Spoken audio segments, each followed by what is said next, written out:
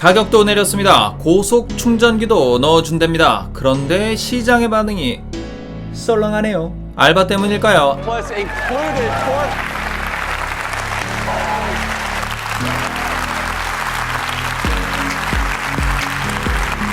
아니죠. 인덕션 때문일까요? 그것도 아닐 겁니다. 진짜 이유 한번 들어보시겠습니까? 뇌피셜이니까 조심하시고요.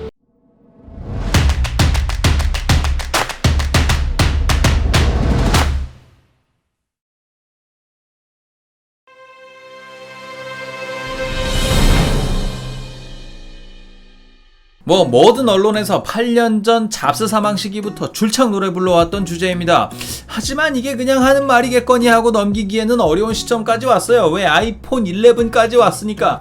아이폰 10 이후에는 넘버링을 달리하네, 프로젝트 네임으로 하네, 말들이 많았잖아. 그런데 결국 그냥 넘버링 상승으로 갔어. 이건 뭐야? 그냥 현안 유지하겠다는 거예요. 이거 하나만 봐도 알 수 있는 포인트라는 거지. 카메라는 늘었고 성능도 괜찮아졌습니다. 에코시스템은 여전히 강력하고 애플의 감성 역시 여전히 살아있죠. 하지만 이것만 갖고는 좀 어려워요. 막말로 6G 갖고 나오거나 투명 디스플레이 가지고 나오거나 3단 접기 아이폰 정도 나와줘야 애플의 초창기 혁신적이었던 모습을 재현할 수 있을 텐데 그런 급에 미치지 않는다는 거예요. 카메라도 엄청 좋아졌을까요? 아니죠. 흔한 12메가픽셀로 도배해서 나왔습니다. 좋은 폰, 안 좋은 폰 가리지 않고 12메가픽셀이라는 거예요. 소소한 부분에서는 혁신적일 수 있어요. 하지만 너무 안전빵이라는 거죠. 물론 이제 카메라들이 각각 다 똑같은 12메가픽셀로 동일하기 때문에 어떤 전환 효과 등등에서 V50이라던가 삼성처럼 뭔가 불안정한 느낌, 화이트 밸런스가 틀어진다던가 전환 시에 뭔가 이렇게 더덕거리는 느낌이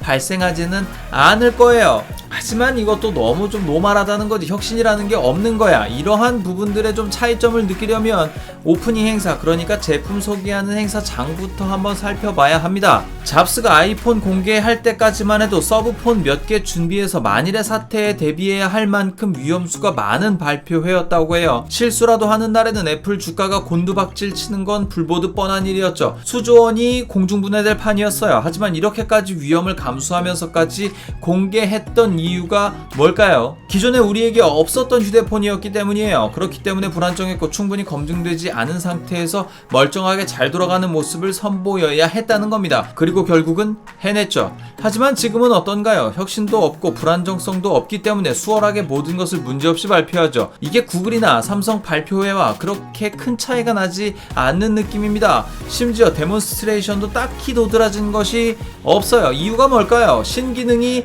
아니기 때문이에요. 데몬스트레이션도 의미가 없죠. 애플은 성장 동력이 멈췄다고 봐도 과언이 아닙니다. 더 이상 나아갈 큰 도약을 할 줄 모르는 돈 많은 배부른 돼지가 되었다고 해도 과언이 결코 아니란 얘기야.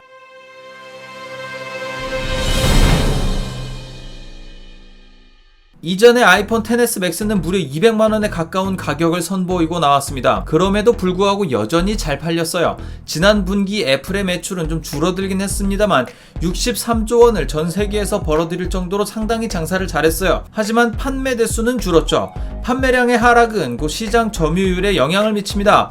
여전히 하위 버전의 아이폰들이 싼 값에 팔리고 비싼 아이폰은 얼리 아답터들에게 영향을 미치며 또한 잘 팔렸죠. 하지만 엄청난 가격에 지갑은 얼어갔고 판매량의 하락은 눈에 보일 정도가 됐습니다.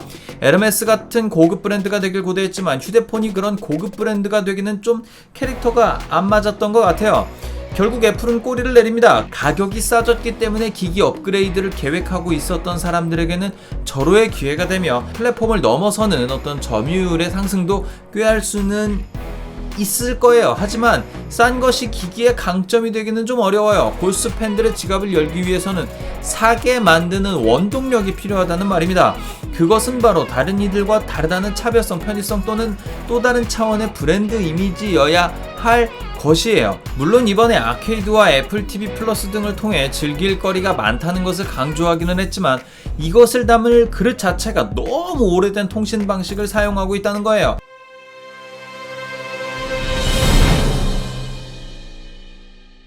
지금은 전환기의 시대입니다. 4G에서 5G로 넘어가고 있죠. 솔까 지금 사용하고 있는 5G의 퀄리티는 형편없습니다. 속도가 빠르지도 않고 안정적이지도 않죠. 끊기기 일수인데다가 기지국도 많지 않아 4G로 전환될 때가 더 많습니다.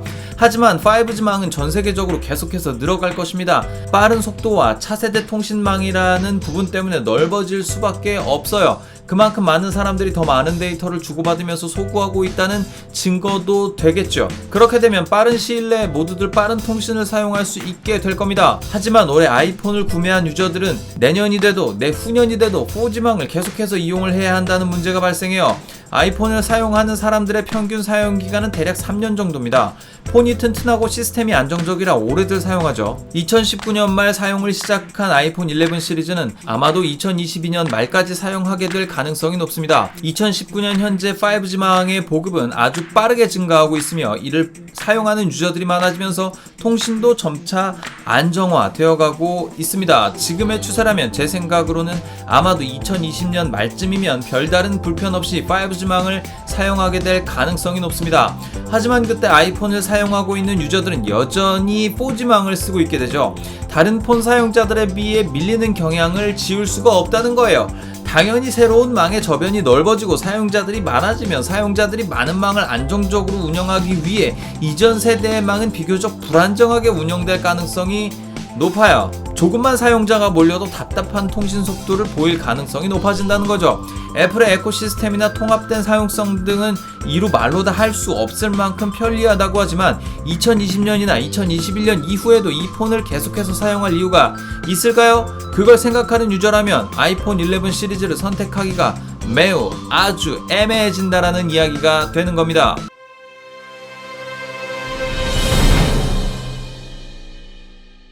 애플은 잡스가 죽기 전까지만 해도 혁신이라는 키워드를 맨 앞에 내세우고 달려가는 기업이었어요.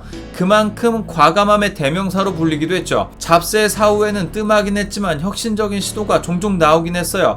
3.5 파일을 뺀다던가 퀄리티 높은 코드리스 이어폰 등을 출시한다던가 하는 건 말이죠. 이런 것들을 봤을 때는 애플에게 혁신이라는 게 아직은 남아있긴 하네 라는 생각을 하게 만들기는 했었습니다만 아이폰 10이 나오고 나서 2년이 흘러 아이폰 11이 나온 지금은 그렇게 혁신적인 무언가가 없다는 거예요. 아케이드요? 애플 TV 플러스요? 글쎄요, 이거 빼고는 눈에 띄는 게 그렇게 없다는 거예요. 이게 뭐 엄청난 뭐 혁신적인 거다? 뭐 넷플릭스도 있고 왓챠 플레이도 있고 뭐 유튜브 프리미엄도 있고 뭐 대항마들이 어마어마하게 많은데 유튜브 프리미엄은 아닌가? 어쨌든 대항마들이 어마어마하게 많은데 그 시장에서 비벼보겠다고 아쿠아맨 내세워가지고 이게 가능할까요? 글쎄요, 잘 모르겠어요. 그렇게 돈 때려박아서 투자해도 잘 안되는 경우가 많잖아요. 컨텐츠라는 게 원래 좀 그렇잖아. 뭐 애플이 아무리 까다롭게 검수한다 하더라도 원래 워낙에 재미없는 게 재밌어질 리가 있겠습니까?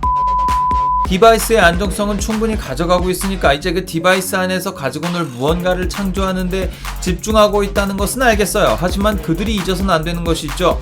역시나 혁신입니다. 그들의 아이덴티티를 희생해가면서까지 미래의 먹거리를 콘텐츠에서만 찾는 것은 애플이 애플했다고 말하기 어려운 상황에까지 이르고 있어요. 아이폰이 처음 세상에 나오고 대중에게 판매가 되던 순간 애플 매장에서 아이폰 박스를 들고 환호성을 질렀던 사람들의 모습이 스쳐 지나갑니다.